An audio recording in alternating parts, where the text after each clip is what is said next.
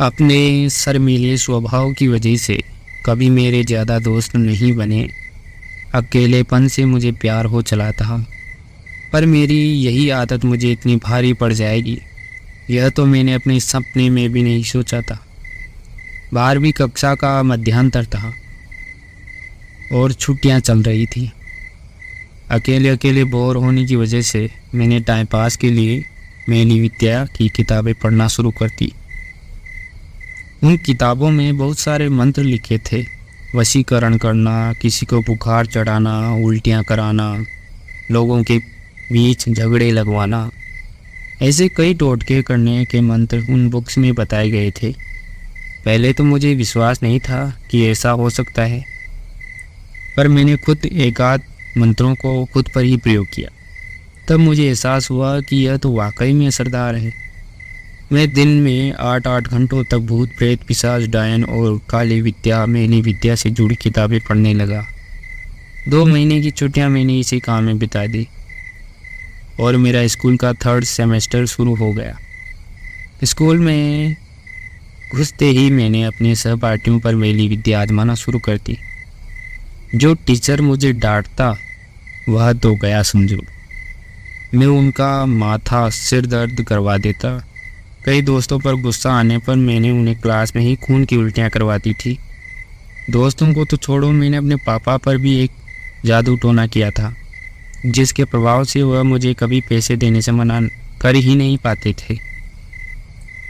मैंने घोर साधना करने वाले तांत्रिकों से संपर्क किया, उन लोगों को अपनी तंत्र मंत्र वाली शक्तियाँ दिखाई।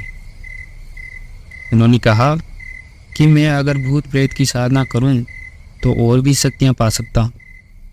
मैं फ़ौरन तैयार हो गया। उन लोगों ने मुझे भूत साधक मंत्र दिए।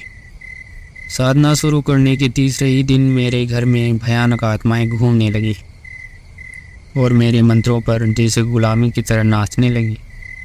मैंने एक दिन अपने पड़ोस में रहने वाली लड़की को मेली विद्या से प्रेत से टकरा दिया, क्योंकि वह लड़की मुझे भाव नहीं देती थी। मेरी यह नादानी मुझे बहुत भारी पड़ गई, क्योंकि वह प्रेत मेरे बुलाने से वापस नहीं लौटा था। उसने उस लड़की के शरीर में वास कर लिया था। मैं यह तो नहीं चाहता था, मैं तो सिर्फ उसे सबक सिखाना चाहता था। पर अब मामला गंभीर हो चला था। वह प्रेत उस लड़की का खून चूसने लगा था। वह पूरी पागल सी होने लगी थी। रात रात भर चिल्लाती, रोती। उसकी भयानक चीखें अब मेरा दिल दहलाने लगी थी। मुझे खुद से घिन आने लगी थी। समझ नहीं आ रहा था कि क्या करूं, किससे मदद मांगूं कि उस बेचारी लड़की की हालत ठीक हो सके। फिर मुझे ख्याल आया कि उन अघोरियों के पास जाता हूं, शायद वहां से कुछ रास्ता निकल आए। उन अघोरियों ने जो कहा वह सुनकर मेरी सांसें अटक गई और मेरे हाथ पांव कांपने लगे। उन्होंने कहा कि ज़रूर इसका इलाज हो सकता है, पर अब वह प्रेत उस लड़की का खून और मांस चख चुका है। वह प्रेत अब छाया नहीं रहा।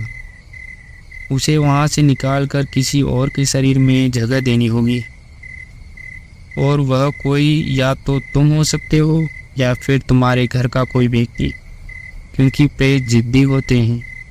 वह अपना मनपसंद शरीर तभी छोड़ते हैं जब उसे भेजने वाला या उसका कोई सगा अपने शरीर में उसे जगह दे।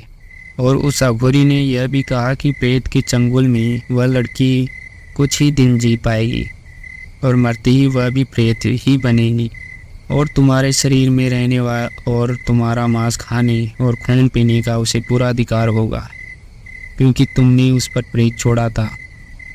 अपने पाप मुझे अब इस कदर डरा रहे थे कि मैं पागल सा होने लगा था। मैंने फैसला किया कि उस प्रेत को मैं अपने ऊपर लूँगा। इस काम में उन अघोरियों ने मेरी मदद की। वही लोग उस लड़की के घर गए और उस बेकसूर लड़की को उस प्रेत से आज़ाद कराया। अब सज़ा भुगतने की बारी मेरी थी। आज मैं फिर अकेला हूँ, कभी कभी बीमार भी रहता हूँ। पढ़ाई छोड़ दी है, खुद से नफरत हो चली है। वह प्रेत मेरे अंदर रह रहा है इस बात से मुझे डर भी लगता है, पता नहीं कब वह अपना प्रभाव दिखाना शुरू कर देगा।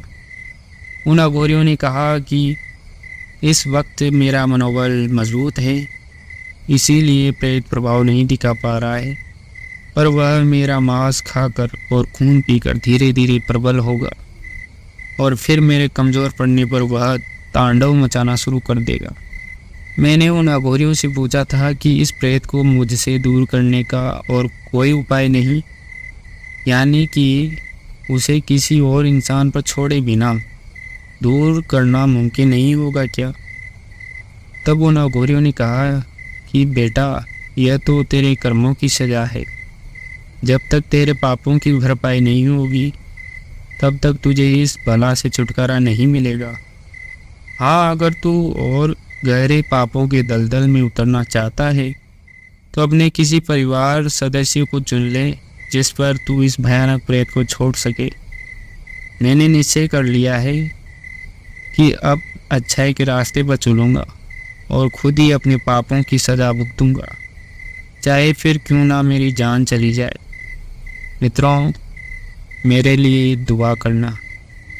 तो दोस्तों, कैसी लगी आपको ये कहानी? आशा करता हूँ आपको अच्छी लगी होगी। तो अगर अच्छी लगी हो तो लाइक सब्सक्राइब ज़रूर करें, नहीं लगी हो तो कोई दिक्कत नहीं, आपने मेरी कहानी सुनी यही बहुत है मेरे लिए। तो मिलते हैं नेक्स्ट वीडियो में, तब तक के लिए जय श्री श्याम।